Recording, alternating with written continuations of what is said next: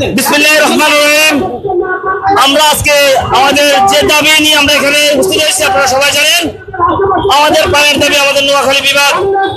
আমি উপরস্থ কর্মকর্তা যারা রয়েছে সবার দৃষ্টি আকর্ষণ করছি, আমরা নোয়াখালীর সন্তান, আমরা বীরের জাতি, আমরা কখনো হারিনি, ইনশাল্লাহ আমরা কখনো হারবো না। আমরা আমাদের রক্তের বিনিময় হইলো আমরা আমাদের নোয়াখালী বিভাগ ছিনিয়ে নিব ইনশাআল্লাহ। আপনারা আমাদের পাশে থাকলে ইনশাআল্লাহ আমরা হাতে হাত রেখে কাঁধে কাঁধ রেখে আমরা সামনে এগিয়ে যাবো। আমাদের নোয়াখালী বিভাগ আমরা ইনশাআল্লাহ ছিনিয়ে নিব, এটা আমাদের প্রাপ্য। বিভাগ নিয়ে তাহলে না চলবে না, চলবে না। যে যাই বলো নোয়াখালীবাসী বিভাগের যোগ্য। আপনারা ইতিহাস থেকে জানেন এবং ইতিহাস বিশ্লেষণ করে দেখতে পারবেন কুমিল্লা নোয়াখালী থেকে অনেক পিছিয়ে। বাংলাদেশে 11 বিশিষ্ট ব্যবসায়ীর মধ্যে 11 জনের নোয়াখালী রয়েছে। আপনারা সেটা ভালো করে জানেন।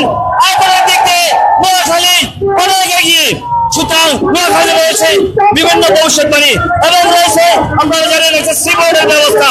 আর যেখানে যে বিভাগে যেখানে সিবোর্ড রয়েছে ওখানে বিভাগ অর্থ রাখে। সুতরাং নোয়াখালীর যোগ্য বিভাগ পাওয়ার এখানে তালবাহানা কোনো তালবাহানা আমরা চলবো না, কোনো তালবাহানা ইনশাল্লাহ আমরা মেনে নেব না।